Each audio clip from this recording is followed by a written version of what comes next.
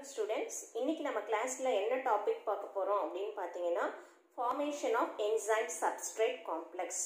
Enzymes வந்து it is acting as a biocatalyst. Biologically நடக்கக்கூடிய ரியாக்ஷன்ல அதாவது வினையூக்கி அதாவது catalyst-ஆ இருக்கிறது enzymes தான் தெரியும். So the enzymes will bind with the substrate. So அது bind ஆகும்போது substrate வந்து product-ஆ convert ஆகும் in a fast manner. After the formation of product, enzyme original formulae release ஆகுது. இதை பற்றி தான் நம்ம பார்க்க போகிறோம். என்ன different methods of enzyme substrate complex formation அப்படிங்கிறத இந்த டாபிக் கீழே டீட்டெயிலாக பார்க்கலாம். ஸோ enzyme substrateோட bind ஆகுது அப்படின்னு பார்த்தீங்க அப்படின்னா it will bind to the active site. Active site அப்படிங்கிறது ஒன்றுமே கிடையாது.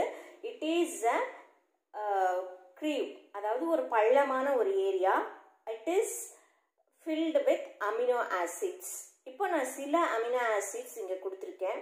அது என்னென்ன அப்படின்னு பார்த்தீங்க அப்படின்னா கைமோட்ரிப்சின் அமினோ ஆசிட் எடுத்துக்கிட்டிங்கன்னா அதனுடைய ஆக்டிவ் சைட்டில் இருக்கக்கூடிய அமினோ ஆசிட் வந்து serine and histidine. So phosphoglucomutase அப்படிங்கிற என்சைமில் ஆக்டிவ் சைட்டில் சிரைன் அமினோ ஆசிட் இருக்கும். கோலைன் எஸ்டரேஸில் சிரைன் அமினோ ஆசிட், ஆல்டலேஸில் லைசின் அமினோ ஆசிட், பெப்பாயினில் தைரோசின் அமினோ ஆசிட், pancreatic ribonucleaseல histidine amino acid. So amino acid will be present at the site of active site. So enzyme substrate complex formation அப்படின்னு பார்த்தீங்க அப்படின்னா enzyme acts with the substrate. enzyme எப்பயுமே நம்ம E அப்படிங்கிற டேர்ம்லையும் substrate S அப்படின்ற லெட்டராலையும் நம்ம represent பண்ணுவோம். So E combines with S to form an intermediate complex known as ES. So enzyme வந்து substrateோட bind ஆகி ஒரு காம்ப்ளெக்ஸை ஃபார்ம் பண்ணும். அதை ES காம்ப்ளெக்ஸ் அப்படின்னு சொல்லுவோம். இந்த E and S வந்து பார்த்தீங்க அப்படின்னா மறுபடியும் பிரேக் டவுன் ஆகி நமக்கு enzyme and product கொடுத்துரும். ஸோ இதை வந்து ஒரு என்சைமேட்டிக் ரியாக்ஷனாக நம்ம ரெப்ரசன்ட் பண்ண முடியும். That is E combines with S to form an intermediate complex ES and then இந்த ES complex வந்து break down ஆகி நமக்கு E and S product அப்படி வந்து கொடுத்துரும். enzyme வந்து ஒரிஜினல் ஃபார்ம்லேயே ரிலீஸ் ஆக ஆரம்பிக்கும். ஸோ enzyme molecule அப்படிங்கிறது பார்த்தீங்க அப்படின்னா சப்ஸ்ட்ரேட் enzyme moleculeல சப்ஸ்ட்ரேட்டால நிறைய சைட்டில் ஆக்ட் பண்ண முடியும். It is active site and there is another site known as catalytic site and substrate site. So active siteல தான் substrate bind ஆகுது அப்படின்னு நமக்கு தெரியும். ஸோ அதனுடைய features என்னென்ன அப்படின்னு நம்ம பார்க்கலாம். Active sites are the sequence of enzyme, protein and forms three-dimensional entity. அதாவது இந்த இதை வந்து த்ரீ டைமென்ஷனல் ஸ்ட்ரக்சராக இது ப்ரெசென்ட் ஆகிருக்கும். It occupies the only a small portion. அதாவது என்சைம்னுடைய பார்ட்டில் ஒரு சின்ன பார்ட்டு தான் ஆக்டிவ் சைட் வந்து ஆக்குபை பண்ணியிருக்கும். So it has a marked specificity. அதாவது ஒரு பர்டிகுலர் என்சைம் இருக்குது அப்படின்னா அந்த என்சைம் பர்டிகுலர் சப்ஸ்ட்ரேட்டோட மட்டும்தான் பைண்ட் ஆகும். எல்லா சப்ஸ்ட்ரேட்டோடையும் அது பைண்ட் ஆகாது. ஸோ ஆக்டிவ் சைட்ஸ் வந்து க்ரூவ்ஸ் மாதிரி அதாவது பள்ளமாக க்ரீவ்ஸாக ப்ரெசென்ட் ஆகிருக்கும். ஸோ இந்த இடத்துல இருந்து water will be released in excess. So இந்த இடத்துல அமினோ ஆசிட்ஸ் தான் ப்ரெசென்ட் ஆகிருக்கும்னு ஆல்ரெடி நான் சொல்லிட்டேன். ஸோ இந்த அமினோ ஆசிட்ஸில் இருக்கக்கூடிய COOH group, amino group and alcoholic groups இதெல்லாம் இந்த ரியாக்ஷனை ப்ரமோட் பண்ணக்கூடிய குரூப்ஸாக ஆக்ட் ஆகும். So mechanism of enzyme substrate complex formation அப்படின்னு பார்த்தோம்னா it was explained by three scientists. இது வந்து த்ரீ தியரிஸாக எக்ஸ்பிளைன் பண்ணப்பட்டிருக்கு. ஃபர்ஸ்ட் தியரி வந்து என்னன்னு பார்த்தீங்கன்னா Emil Fischer lock and key mechanism. ஒரு லாக்ல எப்படி கீ ஃபிட் ஆனாதான் அந்த கீ ஓப்பன் ஆகுதோ அந்த மாதிரி லாக் அண்ட் கீ மாதிரி ஒரு என்சைமும் சப்ஸ்ட்ரேட்டும் பைண்ட் ஆகும் அப்படின்னு எக்ஸ்பிளைன் பண்ணவர் எமில் ஃபிஷர். நெக்ஸ்ட் மெத்தட் வந்து கோஸ்லாண்ட்ஸ் இன்டியூஸ்டு ஃபிட் ஹைபோதசிஸ். அதாவது எக்ஸாக்டா லாக் அண்ட் கீ மாதிரி இல்லைனாலுமே ஆக்டிவ் சைட்டு இந்த சப்ஸ்ட்ரேட் வந்து ஒரு தனக்கு ஏற்ற மாதிரி அந்த ஆக்டிவ் சைட்டை மாற்றி அதை ஃபிட் பண்ணும் அப்படிங்கிறத எக்ஸ்பிளைன் பண்ணது கோஸ்லாண்ட்ஸ் இன்டியூஸ்டு ஃபிட் ஹைபோதசிஸ். நெக்ஸ்ட் வந்து சப்ஸ்ட்ரேட் ஸ்ட்ரெயின் தியரி. சப்ஸ்ட்ரேட் வந்து ஒரு ஸ்ட்ரெயினை வந்து அந்த என்சைமுடைய ஆக்டிவ் சைட்ல கிரியேட் பண்ணி அப்புறம் பைண்டிங் ப்ரமோட் பண்ணும். So it helps the formation of enzyme substrate complex அப்படின்னு 3 theories வந்து நம்ம இப்ப பார்க்கலாம்.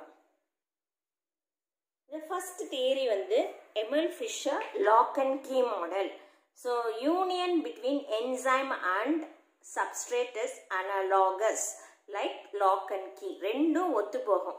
அதாவது என்சைம்னுடைய ஆக்டிவ் சைட்ல இருக்கக்கூடிய அந்த groove நம்ம சொன்னோம் இல்லையா, அந்த grooveம் சப்ஸ்ட்ரேட்ல இருக்கக்கூடிய அந்த ப்ரொஜெக்ஷனும் ஒரே மாதிரி இருக்கிறதுனால ஒரு லாக் எப்படி கீழே ஃபிட் ஆகுதோ அந்த மாதிரி வந்து என்சைமும் சப்ஸ்ட்ரேட்டும் ஃபிட் ஆகும் அப்படின்னு எக்ஸ்பிளைன் பண்ணது எமில் ஃபிஷர்.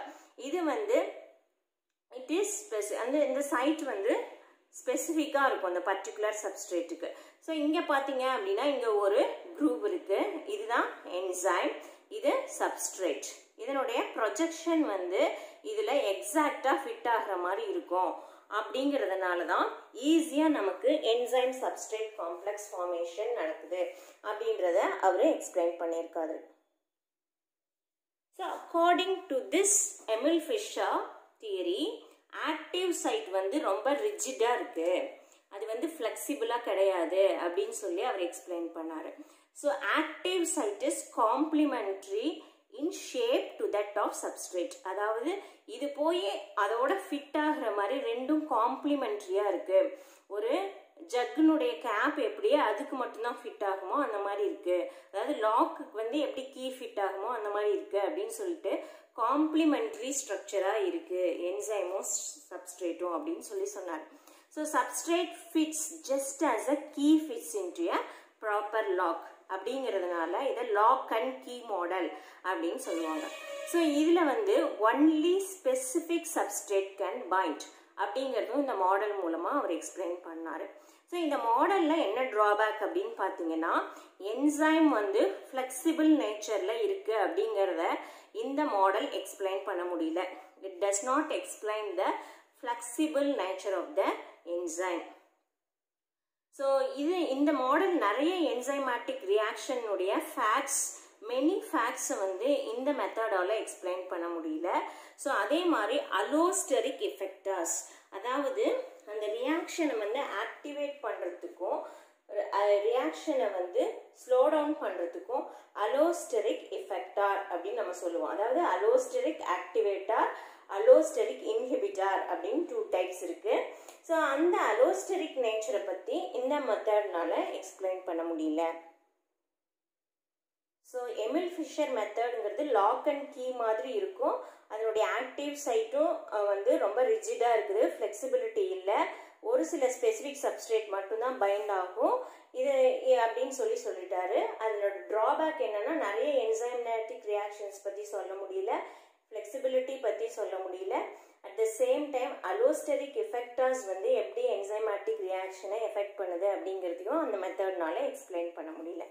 நெக்ஸ்ட் வந்து தியரி தான் கோஸ்லாண்ட் தியரி. இதை வந்து இன்டியூஸ்டு ஃபிட் தியரி அப்படின்னு சொல்லுவாங்க. இந்த தியரியை ப்ரப்போஸ் பண்ணது இந்த இயர் ஆஃப் 1958 பை கோஸ்லாண்ட். இது வந்து மோஸ்ட்லி அக்செப்டட் மாடலாக இருக்கு. So according to this theory, இந்த தியரி படி என்ன சொல்றாங்க அப்படின்னா ஆக்டிவ் சைட் வந்து ரிஜிடா இல்லை. ஸோ நாட் ப்ரீஷேப்ட், அதாவது நம்ம போன டயக்ராம்ல பார்த்த மாதிரி அதாவது ஆக்டிவ் சைட்டினுடைய ஷேப்பும் சப்ஸ்ட்ரேட்னுடைய ஷேப்பும் காம்ப்ளிமெண்ட்ரியாக கிடையாது. Active site achieves complementary shape to the substrate after substrate binding. அதாவது என்சைம் வந்து சப்ஸ்ட்ரேட் பைண்ட் ஆன அப்புறம் தான் அந்த காம்ப்ளிமெண்டரி ஷேப்பையை அச்சீவ் பண்ணிக்குது. அதனால ஒரு கரெக்டாக அதை அட்ஜஸ்ட் பண்ணி அங்கே போய் ஃபிட் ஆகிக்குது due to some conformational changes. So substrate போய் பைண்ட் ஆகும்போது ஆக்டிவ் சைட்டில் ஆட்டோமேட்டிக்காக சில கன்ஃபர்மேஷனல் சேஞ்சஸ் நடக்குது. So it leads to the strong binding of substrate. It leads to the strong binding of substrate. It leads to the strong binding of substrate அப்படின்னு இந்த method வந்து நமக்கு எக்ஸ்பிளைன் பண்ணுது. So Koshland induced fit theory எடுத்துக்கிட்டிங்கன்னா என்சைம்னுடைய active சைட்னுடைய region வந்து substrate பைண்டிங்க்கு எக்ஸாக்டாக கிடையாது. ஸோ இப்போ பாருங்கள், இது இர்ரெகுலராக இருக்குது. ஸோ ஏபிசி அப்படிங்கிறது ஆக்டிவ் சைட்டில் இருக்கக்கூடிய அந்த குரூப்.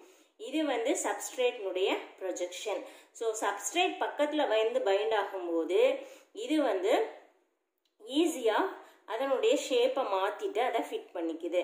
ஸோ இந்த மாடல் வந்து அலோஸ்டரிக் மாடுலேட்டர்ஸ் பற்றி எக்ஸ்பிளைன் பண்ணுறதுக்கு ஹெல்ப்ஃபுல்லாக இருந்தது. அதே மாதிரி காம்படிட்டிவ் இன்ஹிபிஷன் ஆஃப் என்சைம்ஸை எக்ஸ்பிளைன் பண்ணுறதுக்கு ஹெல்ப்ஃபுல்லாக இருந்தது. ஸோ இதில் வந்து பார்த்தீங்க அப்படின்னா ஃப்ளெக்சிபிலிட்டி ஆஃப் த என்சைமையும் இதால் எக்ஸ்பிளைன் பண்ண முடிஞ்சுது. So flexibility is also explained by this method.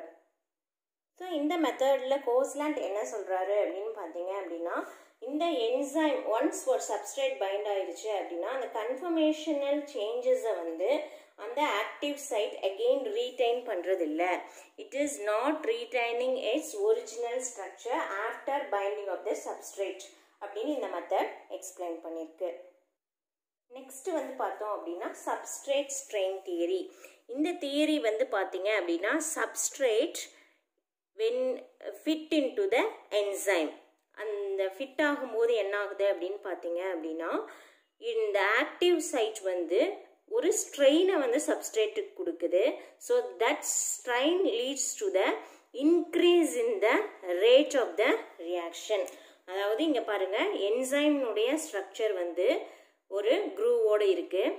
அப்போது சப்ஸ்ட்ரேட் பைண்ட் ஆகும்போது ஒரு ஸ்ட்ரெஸ்ஃபுல்லாக தான் வந்து ஒரு ஸ்ட்ரெயினோட தான் வந்து அந்த ஆக்டிவ் சைட்டில் பைண்ட் ஆகுது.